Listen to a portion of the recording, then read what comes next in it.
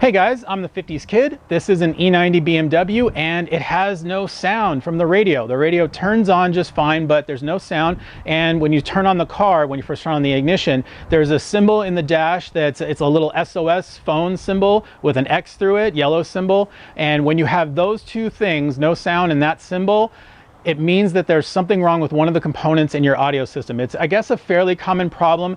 The way that this whole audio system is like a fiber optic system, and that system kind of works like a string of Christmas tree lights, you know, where like if one of the lights goes bad, then all the lights go bad after it, you know, like the whole network is down. So that's basically what happens with this.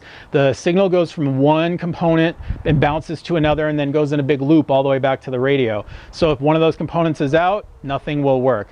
And I believe that that's what's wrong on this car. So let's figure out exactly which component it is and see what we got to replace. All right, so let me replicate the problem for you. As you can see, we've got a bad window regulator for one. And there's that symbol, the SOS phone with a slash through it.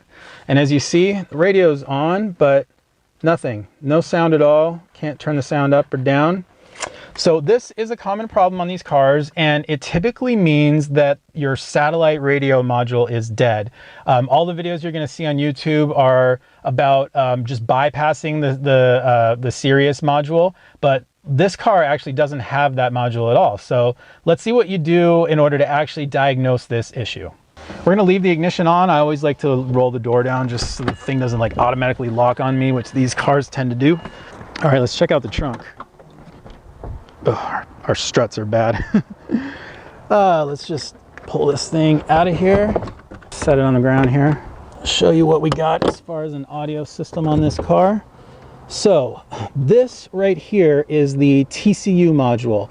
This essentially is your telematics, it's your telematic control unit. That is what allows you to call for BMW Assist, which, you know, nobody subscribes to after that first free year you get when you first buy the car. And that would also do the phone integration. Like if you got the built-in phone, you remember when they would they would have the little built-in cradle and the BMW specific phone from Motorola and stuff. That's what that would control. It also does the auxiliary in, which is in the console. And then incidentally, if you have an auxiliary, if you have an aux port and a USB port next to it, then you're going to have another module underneath it, which is called the MOST module, I believe. And that essentially just does the USB. And then on some cars, you're going to have the satellite radio right here. I'm not wired for either of those two things, unfortunately. So I don't actually have that satellite module and I can't bypass it. So there's something else wrong with this car. But the way that you diagnose this is you just kind of look at each module. So see this green wire right here? That is the fiber optic loop coming in, and then I believe that's the one coming in, and the black one is the one going out. It might be the other way around, but in any case, this is the fiber optic thing, and you can just reach in and you see this little connector right up here, this little pin. You push that down and push it aside, and let's just take a look at it. And as you see, it is working. So of course that tells you that the radio is working. This is the first stop from the radio, right to this amplifier right here. So I mean, that really doesn't tell you anything, and it doesn't tell you if the amp is on and is good and is sending the signal to the next module. So really the best place to start is the next module in line. We want to look at this one and see if we've got some signal back here. Now hopefully I can take this out without having to pull the whole thing out. Let me see if I can do it. Ah, yeah, I got it. Aha. So that tells us that the amp is totally fine, and possibly there's a problem with this unit, and I might need to replace it. So where I want to go next, well, if you have the MOST module, let me get this plugged in first. Hold on a sec, guys. Ah, okay, we got it. So if you have the MOST module, that USB module underneath there, then your next stop would be to look at that module and see if, you know, unplug it and see if you've got that blinky red light. That would signify that this module is good.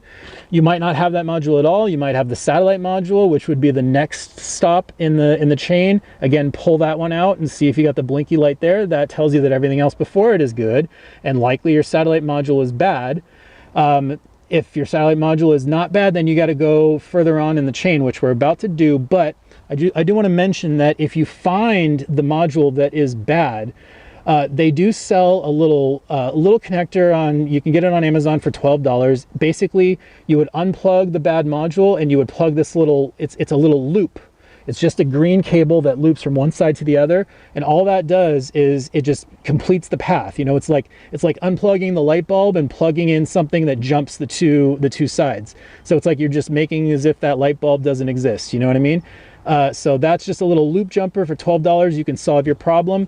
If that was my problem, I would probably do that until I could find another replacement satellite module. But as you see, neither one, I don't have that satellite module, so I've got to look further on in the chain to see where the problem is. I don't know if this thing is dead or not. All right, so the next stop, the last stop in the chain is apparently underneath here somewhere. I think, sorry about the dinging, but I think it's right here. I think this is like a little, it's the final stop in the chain. Aha! Are we seeing this? It's missing. The connector is like not even there, so I don't know. I can't really feel, I feel a wire loom, but I don't feel the end of the connector, so I think we might have to take this off. Let me, kind of looks like they have been touched at some point in the past, so that's interesting.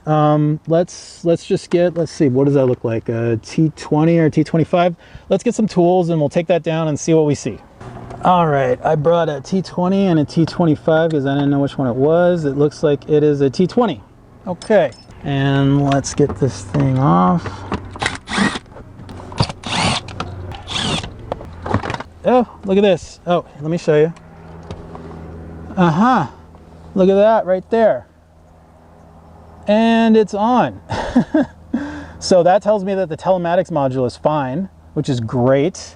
Looks like some joker was in here for some reason and he just didn't plug that back in, which is just wonderful. So let me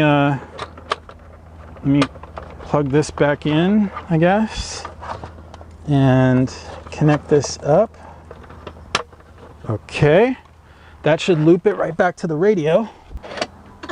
All right, here. Okay, great. So I don't want to.